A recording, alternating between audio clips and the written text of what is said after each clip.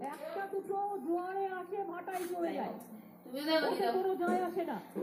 কিন্তু যারা প্রথম দিন থাকে তারা কিন্তু পর্যন্ত থাকে। তার কারণ মানুষ রোজ রোজ তার চরিত্র বদল করতে পারে না।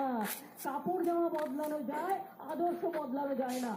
ভাবতে একটা দুটো জোয়ারে আসে ভাটায় চলে যায়, কোনো যায় আসে না।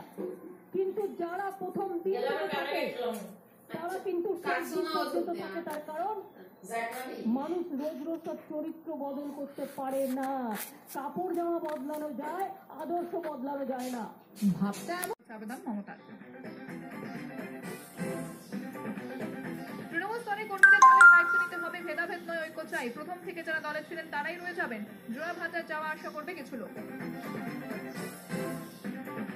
রাজ্য উপনির্বাচন কমিশনার সুদীপ জৈন রক্ষা করতে পারি, তা নাহলে তো আমাকে ধরবে ভাই। বিজেপি তো বলেই দিচ্ছে, হয় ঘরে নয় জেলে। কোথায় থাকবে? কেউ কেউ ভয় পায়, সে জেলে না থেকে ঘরে থাকে। আমার যদি জেলে নিয়ে যায় আমি গর্ববোধ করবো, বাট আমি বিজেপির কাছে মাথা নত করবো না, আমি সিপিএম এর কাছে মাথা নত করবো। তবে কি যে দুর্নীতি কাটমানি স্বজন পোষণের অভিযোগ তুলছে বিরোধীরা, সেসব সত্যি? টাকা সুরক্ষিত রাখার কথা বলে তার দলের নেতা মন্ত্রীরা যে দুর্নীতিগ্রস্ত, সে কথাই কি স্বীকার করে নিলেন না মমতা বন্দ্যোপাধ্যায়? বন্দুকের সামনে দাঁড়িয়ে লড়াই করেছি, আমার সারা শরীর কাটা ফাটা, আমি ভয় পাই না। যদি বিজেপি মনে করে পুরো দিল্লিকে নিয়ে বাংলায় পড়ে থাকবেন, আসুন না একটা যুদ্ধ হয়ে যাক সামনাসামনি। কবে যুদ্ধ করবেন? কোথায় করবেন?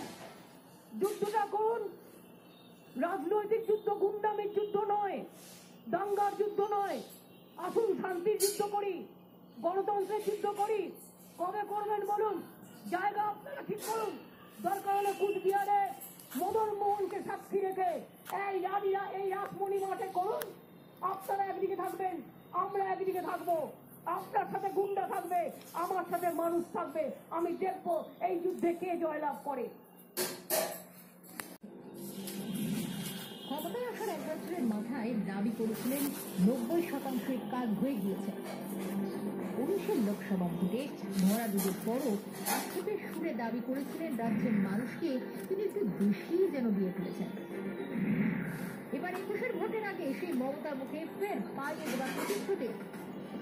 রাজ্যের 10 কোটি মানুষকে বিনামূল্যে রেশন, বিনা পয়সায় চিকিৎসা দেওয়ার ঘোষণা।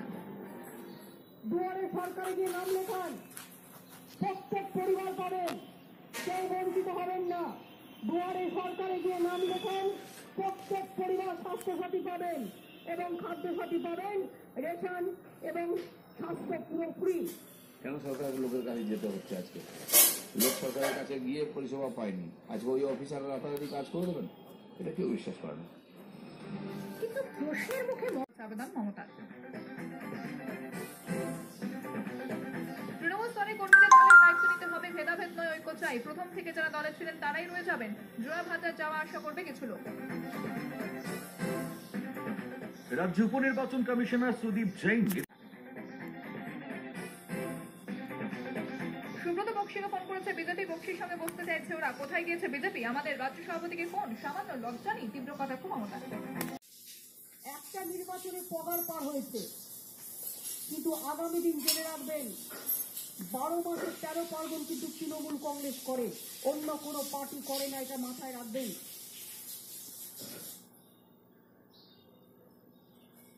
আমরা ভোট করবার জন্য বাঙালি রাজবংশী ভাগাভাগি করি না। উদ্বাস্তু মতো রক্ষা করতে পারি, তা নাহলে তো আমাকে ধরবে ভাই। বিজেপি তো বলেই দিচ্ছে, হয় ঘরে নয় জেলে। কোথায় থাকবে? কেউ কেউ ভয় পায়, সে জেলে না থেকে ঘরে থাকে।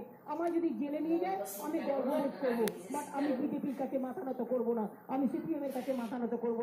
তবে কি যে দুর্নীতি কাটমানি স্বজন পোষণের অভিযোগ তুলছে বিরোধীরা, সেসব সত্যি? টাকা সুরক্ষিত রাখার কথা বলে তার দলের নেতা মন্ত্রীরা যে দুর্নীতিগ্রস্ত, সে কথাই কি স্বীকার করে নিলেন না মমতা বন্দ্যোপাধ্যায়? একটা দুটো জোয়ারে আসে ভাটায় চলে যায়, কোনো যায় আসে না। কিন্তু যারা প্রথম দিন থাকে তারা কিন্তু পর্যন্ত থাকে। তার কারণ মানুষ রোজ রোজ তার চরিত্র বদল করতে পারে না। কাপড় জামা বদলানো যায়, আদর্শ বদলানো যায় না। ভাবতে